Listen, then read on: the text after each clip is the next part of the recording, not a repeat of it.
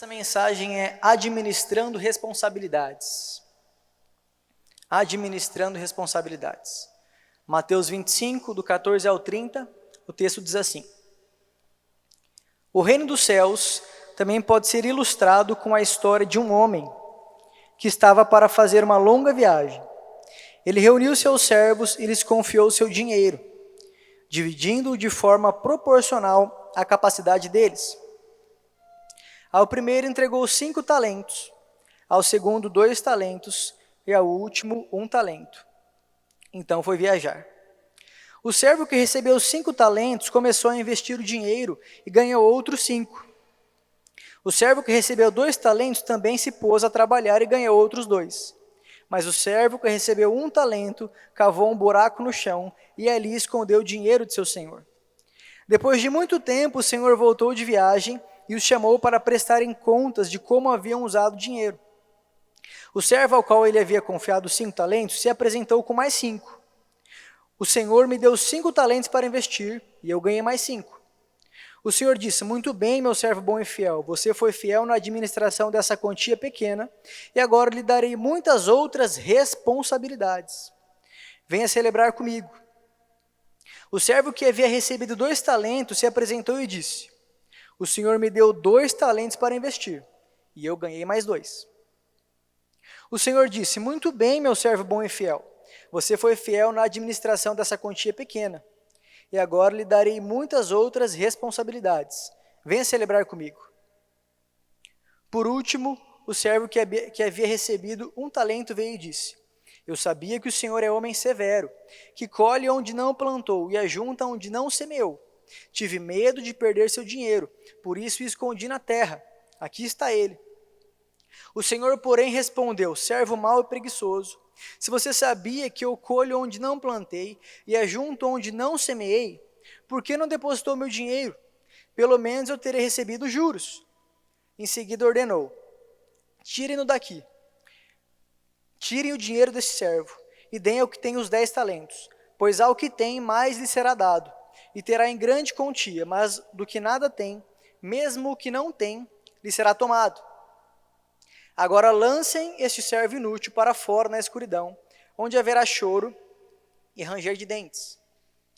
Então, o capítulo 25 do Evangelho de Mateus, ele é focado naquilo que a teologia chama de parousia. Esse termo ele é usado quando se trata da segunda vinda de Jesus. Ou seja, esse capítulo é focado em dar ênfase na segunda vinda de Cristo. Aqui o Senhor Jesus ele vai contar 3 histórias. As 2 primeiras são parábolas. A primeira é a parábola que nós conhecemos muito bem, a parábola das 10 virgens. E a segunda é a parábola dos 3 servos que nós acabamos de ler. A parábola das virgens fala sobre a importância de nós vigiarmos enquanto aguardamos o noivo. Fala sobre o cuidado que nós devemos ter, a atenção, o zelo, enquanto nós aguardamos o Senhor voltar. Esse cuidado, essa proteção que a gente tem que exercer na nossa caminhada enquanto o noivo não vem. Já a segunda parábola, que foi a que nós acabamos de ler, fala sobre o que nós devemos fazer enquanto o Senhor não volta. A primeira parábola nos convida a vigiar, enquanto a segunda nos conclama, nos chama a trabalhar, a colocar a mão no arado. A segunda parábola, ela fala sobre trabalho, sobre a importância do trabalho. E esse é um ponto muito importante que nós precisamos entender. Através dessa história, o Senhor Jesus está nos dizendo que enquanto nós aguardamos Ele voltar, nós precisamos trabalhar. Tem muita coisa que nós temos que fazer. Nós não devemos ficar parados, olhando para o céu, aguardando Ele voltar. Não, nós devemos trabalhar. Essa é a mensagem, o desafio que a segunda parábola vai colocar diante de nós. E aliás, para mim, essa verdade é muito bem ilustrada no começo do livro de Atos. Quando Jesus ele é assunto ao céu, ele está lá subindo, e os discípulos, os apóstolos, ficam parados, olhando para o alto, vendo ele subindo, ele sendo assunto. E aparece ali 2 anjos, e falam: Ei, o que vocês estão olhando ele subir? Da mesma forma que ele subiu, ele vai voltar. E parece que nas entrelinhas dessa fala dos anjos, eles estão dizendo: Ei, o que vocês estão fazendo aí parados? Se mexam, tem muita coisa para fazer, ele vai voltar. Ele deixou uma missão para vocês, e quando ele voltar, ele vai vir para que vocês prestem contas, para ver se vocês completaram, cumpriram a obra que ele havia colocado. E essa é exatamente a mensagem central desse texto que nós lemos. O Senhor chama os servos, dá alguns recursos para eles, e sai para uma longa viagem, e depois volta para verificar o que aqueles servos haviam feito com aqueles recursos. Portanto, essa parábola, ela nos desafia a trabalhar em prol do reino de Deus. Enquanto Jesus não volta dessa longa viagem, tem muitas coisas que nós devemos fazer. E ele vai voltar para verificar o que nós fizemos com os recursos preciosos que ele colocou nas nossas mãos. E deixa eu te dizer algo, certamente Deus colocou coisas preciosas nas suas mãos. Nessa parábola o texto vai dizer que o Senhor havia dado talentos para aqueles servos. O que são esses talentos? Talento não tem a ver com uma habilidade, não é esse o significado dessa palavra aqui.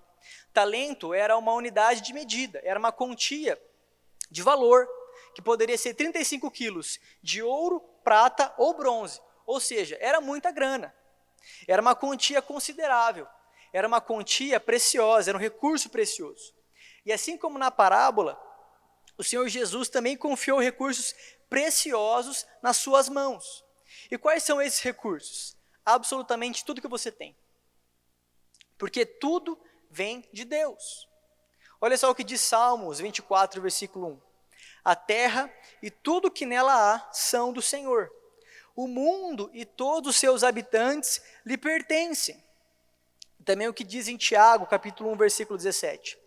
Toda boa dádiva e todo dom perfeito vem do alto, descendo do Pai das luzes, em quem não há mudança nem sombra de variação.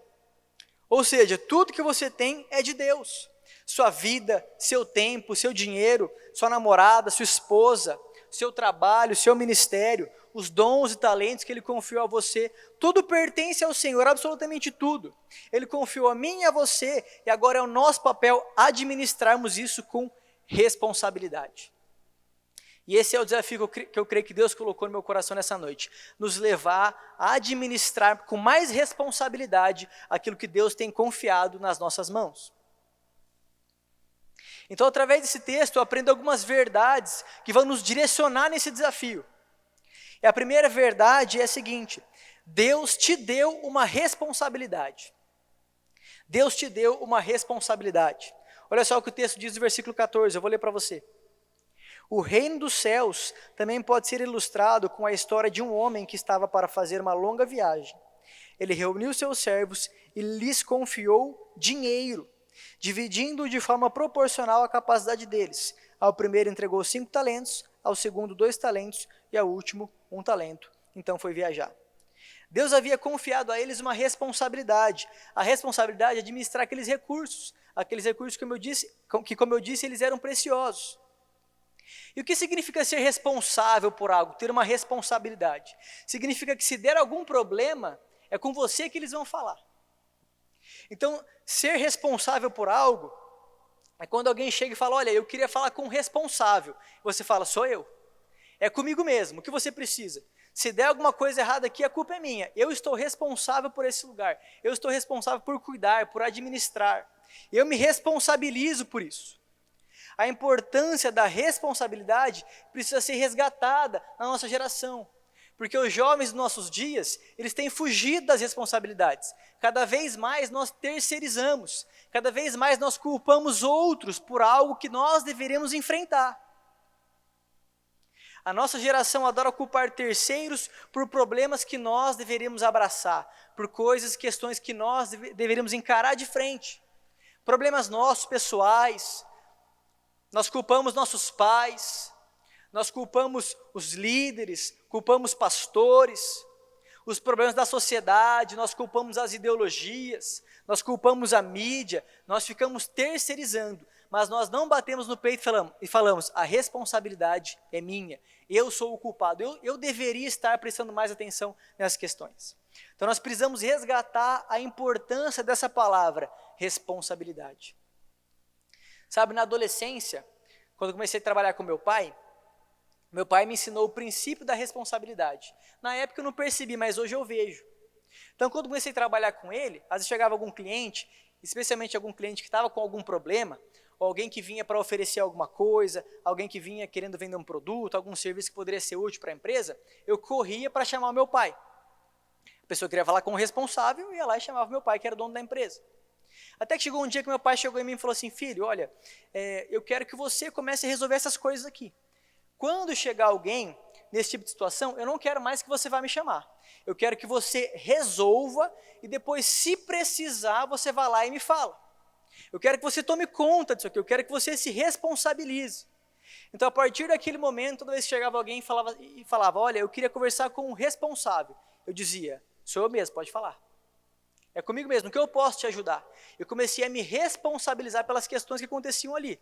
Claro que foi difícil, claro que foi um processo. Às vezes eu gaguejava, não sabia, mas sem eu perceber, meu pai foi me ensinando o princípio da responsabilidade.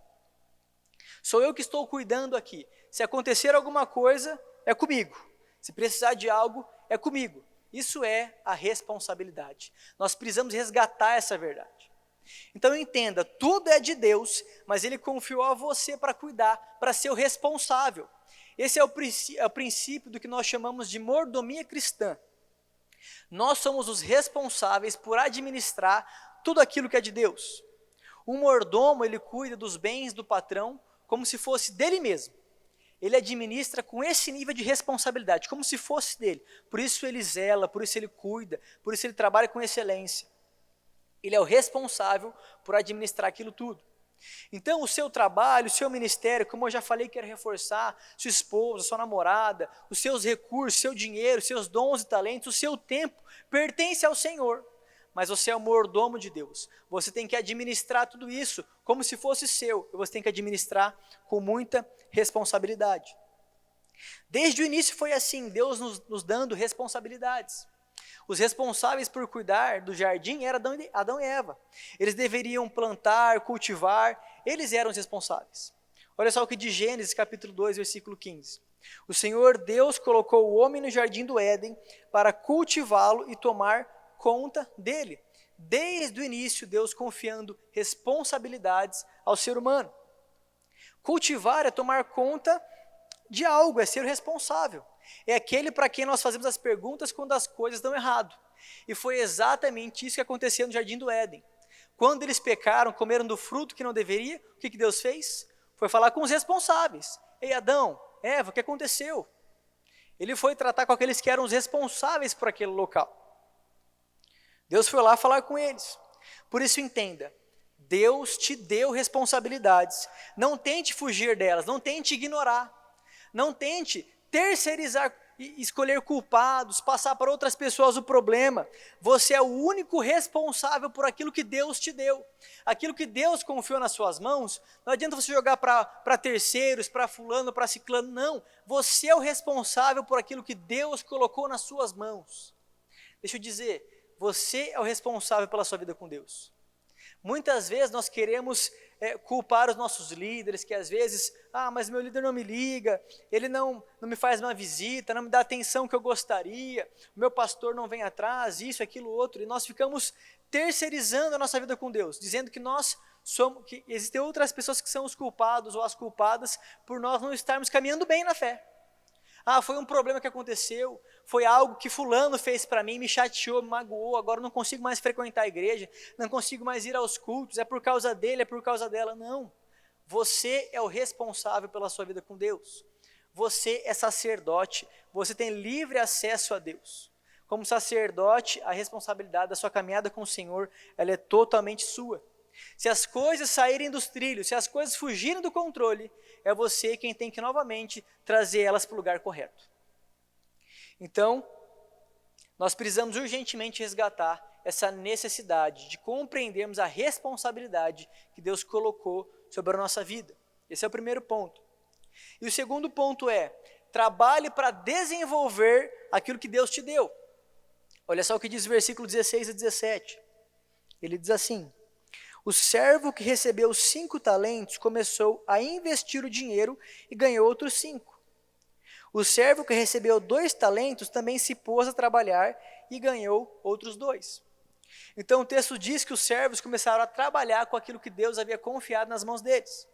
Eles foram desenvolvendo aqueles recursos que o Senhor colocou. Eles foram multiplicando, eles foram aumentando, acrescentando. Eles fizeram aquela quantia aumentar. Eles desenvolveram aquilo que o Senhor tinha confiado nas mãos deles. Com isso nós aprendemos que tudo aquilo que Deus nos deu pode e deve ser desenvolvido. Deus nos chama para criar a partir daquilo que Ele já criou.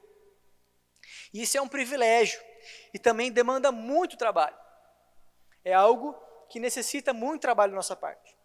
Mas uma coisa que nós precisamos entender é que o trabalho é uma bênção de Deus. Ao contrário do que muitos pensam, o trabalho não é uma maldição. O trabalho não é fruto do pecado. O trabalho existia antes mesmo do pecado. Adão e Eva, eles precisavam, como eu já falei aqui, cuidar do jardim, isso era trabalho. Adão precisou dar nome a todos os animais que o Senhor havia criado, e isso também era trabalho. Então Deus nos chama para trabalhar, isso é uma bênção. Na verdade, eu não sei se você já percebeu, mas a Bíblia começa com trabalho. O primeiro versículo da Bíblia é: no princípio Deus criou os céus e a terra. Esse é o primeiro versículo da Bíblia, Deus trabalhando. A Bíblia já começa com o trabalho. Olha só o que Tim Keller, um pastor e teólogo muito influente nos nossos dias, que inclusive faleceu há poucos dias, sobre a verdade do trabalho. Ele diz o seguinte: no princípio, então, Deus trabalhou. O trabalho não é um mal necessário que adentrou o cenário mais tarde, ou algo que fora criado para os seres humanos fazerem, mas que estava debaixo da dignidade do poderoso Deus. Não. Deus trabalhou por puro prazer e alegria. O trabalho não poderia ter tido um início mais glorioso. Deus já começou trabalhando, o trabalho vem dele. E quando nós trabalhamos, nós estamos nos tornando semelhantes ao nosso Criador. Já parou para pensar nisso? Quando você trabalha, você está manifestando, exercendo uma característica do próprio Deus, daquele que te criou, do seu Pai. Por isso nós não podemos fugir dos desafios que nos são propostos quando o assunto é trabalho. Por exemplo, dentro da igreja. Muitas vezes surge a oportunidade de nós trabalharmos, de nós realizarmos uma atividade, por exemplo, uma célula que tem que multiplicar, está precisando de um líder que vai assumir essa responsabilidade, algum ministério que está precisando de novas pessoas para darem continuidade ao trabalho, ou mesmo algum evento que precisa de voluntários. Sempre surgem oportunidades de nós sermos semelhantes ao nosso Criador dentro da igreja. Nós ficamos comparando o quanto nós temos com o quanto os outros têm. Ah, porque aquele tem mais dinheiro, porque aquele tem mais recursos, mais oportunidades. Isso não importa. O que importa é se nós estamos multiplicando aquilo que Deus já colocou nas nossas mãos. O nosso problema é que às vezes nós olhamos para o que nós temos nas mãos e nós achamos muito pouco. Ah, isso daqui que eu tenho, isso não vai servir para nada, não vou conseguir fazer nada de útil com esse recurso que Deus colocou nas minhas mãos. Essa ideia que eu tenho não vai ser eficaz, não vai dar em nada. Essa minha habilidade, esse meu dom, nada serve no meu trabalho. Isso aqui, eu não consigo fazer nada com isso. Mas é quando nós nos equivocamos com essa ideia que nós deixamos de ser fiéis no pouco. Porque olha só, o pouco que nós temos colocado aos pés do Senhor Jesus pode se tornar muito. Se torna aquilo que nós precisamos para realizar grandes coisas. Olha só, você se lembra do milagre da multiplicação? Multiplicação dos pães e dos peixes? Dá uma olhada comigo nessa história. Havia uma multidão seguindo o Senhor Jesus. O Senhor Jesus estava ensinando, aquela galera queria aprender, estava sedenta pelo aprendizado, conhecimento do Senhor. E Jesus ensinando, foi passando muito tempo. Quando eles menos se deram conta, já era tarde. Então os discípulos chegaram e falaram: mestre, já é tarde, o povo está com fome, libera eles para que eles possam ir comer. E Jesus disse: não, deem vocês de comer a eles. E com isso o Senhor nos mostra, inclusive, abrindo um parêntese, que a responsabilidade de alimentar a multidão que está faminta pelo Senhor Jesus, que está querendo conhecer o Senhor Jesus, é nossa, é dos discípulos. Então Jesus diz: não, alimentem vocês a eles. E os discípulos olham aquela multidão e falam: Senhor, mas tem muita gente, nós precisamos de muito dinheiro para alimentar essa galera. E Jesus olha para eles e faz uma pergunta, que deveria ser pergunta que vive dentro do nosso coração. Ele fala: o que vocês têm? Quantos pães vocês têm? E eles vão lá, verificam, eles tinham 5 pães, 2 peixinhos. Eles falam, olha Senhor, a gente só tem isso daqui. Mas aquilo colocado aos pés do Senhor se torna o recurso que abençoa toda uma multidão. Se torna o recurso que opera aquele milagre, que glorifica a Deus e que vem suprir a necessidade.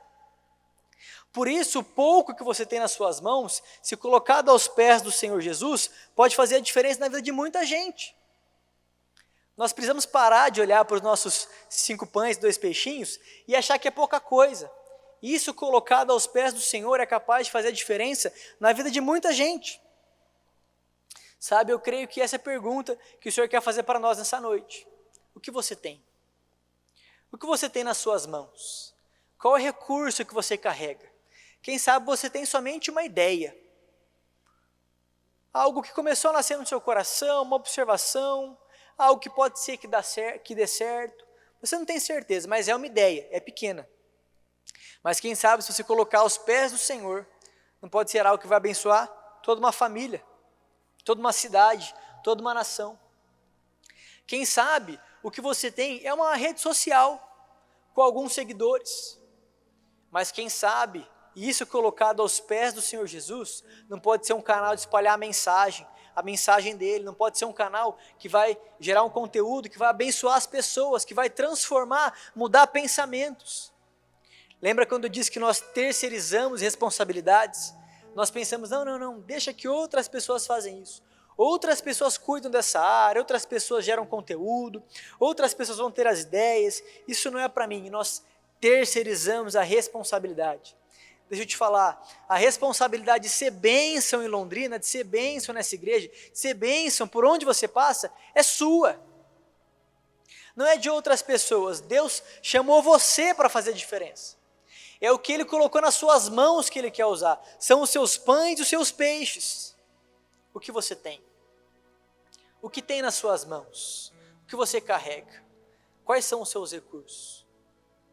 Quem sabe o dinheiro que você tem, você olha e pensa, bom, eu não sei se eu consigo iniciar um negócio com isso daqui, então eu não vou arriscar.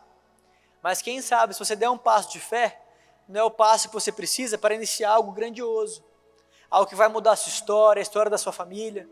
Quem sabe não é esse recurso, esse pequeno recurso, que você com medo de aplicar, de investir, fez que nem o servo que recebeu um talento, quer saber, eu vou enterrar isso aqui, porque pelo menos eu não perco, né? Mas quem sabe esse recurso não pode ser um instrumento poderoso de Deus, para causar transformações, para causar mudanças, crescimento. O que você tem? O que tem nas suas mãos? É a pergunta que eu creio que o Senhor Jesus está fazendo para nós nessa noite. Nós precisamos valorizar o pouco que nós temos. Seja fiel com isso. E depois, somente depois, o Senhor vai te colocar sobre o muito. Não pense de maneira equivocada. Quando eu tiver muito recurso, quando eu chegar em determinada posição, somente quando eu me formar, aí eu vou começar a fazer alguma coisa. Não, esse pensamento está equivocado, não é assim que funciona no reino de Deus. Não, no reino de Deus você começa agora, com o recurso que você tem, com o que tem nas suas mãos, e aí só depois o Senhor te leva a um recurso maior, aí só depois o Senhor acrescenta mais, só depois o Senhor coloca mais. Primeiro você começa no pouco, depois o Senhor coloca no muito. É assim que funciona no reino de Deus. E nós temos muitos exemplos da Bíblia que podem comprovar isso. Por exemplo, Davi, o grande rei Davi. Antes de ser o grande rei Davi, primeiro ele começou sendo somente um pastor de ovelhas, um pastor das poucas ovelhas do pai dele. Primeiro ele aprendeu a pastorear aquelas ovelhas, aquelas poucas ovelhas, quero dar ênfase nisso. Somente depois de muito tempo foi que ele foi pastorear toda a nação de Israel. Foi que ele foi ser o grande rei de Israel. Primeiro no pouco, depois no muito. Moisés, o libertador de Israel, aquele que guiou todo o povo hebreu até a terra de Canaã. Antes de ser esse grande Moisés, primeiro ele fugiu e foi pastorear e guiar as ovelhas do sogro dele, Jetro. Ele pastoreou um rebanho, guiou um rebanho durante 40 anos, para só depois ele ser o grande líder que pastorearia e guiaria toda a nação de Israel. Primeiro pouco, depois muito. E José. Primeiro José aprendeu a governar a casa de Potifar, e isso depois que ele tinha sido vendido como escravo, é claro. Ele aprendeu então a governar a casa de Potifar. Depois, ele aprendeu a governar a prisão, até porque ele foi preso injustamente. Ele aprendeu a governar a prisão, uma estrutura talvez um pouco maior. E somente depois ele foi governar todo o Egito. Primeiro pouco, depois o muito. Por isso, seja fiel no pouco. Não desvalorize, não despreze aquilo que Deus colocou nas suas mãos. Isso é uma semente poderosa. Planta ela, rega, cuida, semeia. E aí sim ela vai frutificar e vai trazer grandes frutos. E agora já caminhando para a conclusão. Eu quero dizer algo muito importante. Cuidado para não administrar mal aquilo que Deus colocou nas suas mãos. Olha só o que diz o versículo 24 a 28. Por último, o servo que havia recebido 1 talento veio e disse: eu sabia que o Senhor é homem severo, que colhe onde não plantou e ajunta onde não semeou. Tive medo de perder seu dinheiro, por isso o escondi na terra. Aqui está ele. O Senhor, porém, respondeu: servo mau e preguiçoso. Se você sabia que eu colho onde não plantei e ajunto onde não semeei, por que não depositou o meu dinheiro? Pelo menos eu terei recebido juros. Em seguida ordenou: tirem o dinheiro deste servo e deem ao que tem 10 talentos, pois ao que tem, mais lhe será dado, e terá em grande quantia, mas do que nada tem, mesmo o que não tem, lhe será tomado. Existe uma punição para aqueles que não cuidam com responsabilidade daquilo que Deus colocou nas suas mãos. Por isso nós precisamos tomar cuidado. Às vezes nós não utilizamos aquilo que o Senhor nos deu, ou às vezes nós utilizamos mal. Nós aplicamos de forma equivocada, de forma errada, os recursos que o Senhor colocou nas nossas mãos. Eu quero encerrar essa mensagem contando a história de um cara chamado Scott Harrison. Esse cara, ele era um promoter de eventos em algumas boates na cidade de Nova York. Ele promovia eventos para o mundo da moda e da música, grandes festas, baladas naquelas boates. Ele tinha uma habilidade para promover esses eventos. Ele conseguia atrair pessoas para um local, ele mobilizava pessoas, ele conseguia mobilizar um grupo em prol de algo, em prol de uma causa. Então, o papel dele era lotar a balada, o papel dele era lotar o evento. Ele promovia essas festas cheias de imoralidade, cheias de embriaguez, as pessoas ficavam bêbadas até cair, era imoralidade pura, drogas. Até que de repente ele se converte. Ele tem uma experiência com o Senhor, ele já era filho de cristãos, mas ele havia se perdido, se desviado. De repente ele tem uma experiência com o Senhor, se converte. E ele percebe que a vida que ele estava levando era uma vida equivocada, uma vida devassa, de perdição, que ele havia se perdido, que o trabalho dele não valia de nada, ele somente promovia o pecado. Então ele decide fazer uma viagem para um país muito pequeno, muito pobre. E lá nesse país ele descobre o que realmente é pobreza. E ele percebe que ali naquele país as pessoas não tinham sequer água para beber, água limpa, água potável. Então ele volta para Nova York e decide fazer algo a respeito. Então ele decide usar a habilidade que ele tinha, os dons, os talentos que ele tinha para promover eventos, para promover o aniversário dele, o aniversário de 30 anos. E ao invés dele receber os vários presentes caros que ele sempre recebia nos aniversários, ele decide cobrar uma entrada, cobrar um ingresso para esse aniversário, para essa festa que ele promoveu. O valor inclusive era $30. E através dessa festa, desse aniversário, ele consegue levantar $15.000, os quais ele envia para consertar 3 cisternas e construir 3 cisternas que levariam água para aquela nação, água potável, água limpa para aquele povo beber. E quando ele faz isso, ele se encontra como pessoa, ele encontra sentido, propósito naquilo que ele fazia. Ele descobre como realmente utilizar os recursos que Deus havia dado para ele, as habilidades dele, em prol de algo útil, em prol de abençoar as pessoas. Então esse cara vai lá e ele cria uma ONG que tem como papel, como finalidade, levar água limpa, água potável, para esses países pobres que têm quase nada de acesso à água. E ele começa agora a mobilizar eventos, grupos, pessoas, levantar recursos para dar andamento nesse projeto, para fazer chegar água limpa, água potável nessas nações, para essas pessoas. então ele encontra o propósito dele, então ele encontra o sentido na vida dele. Ele finalmente descobre como utilizar da maneira correta os recursos que Deus havia colocado nas mãos dele.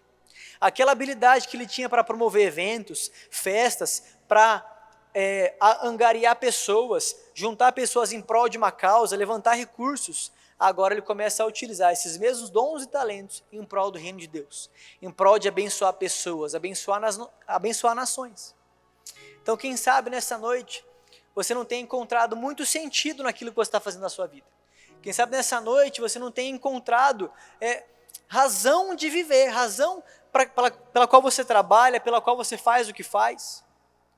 Quem sabe você não precisa redirecionar os seus dons e talentos, encontrar uma forma de usar aquilo que Deus te deu, os recursos que o Pai confiou na sua vida, para abençoar pessoas, para fazer a diferença, para ser um instrumento de Deus. Eu quero te dizer que é o que o Senhor deseja fazer na minha e na sua vida. E essa é a minha oração para você nessa noite.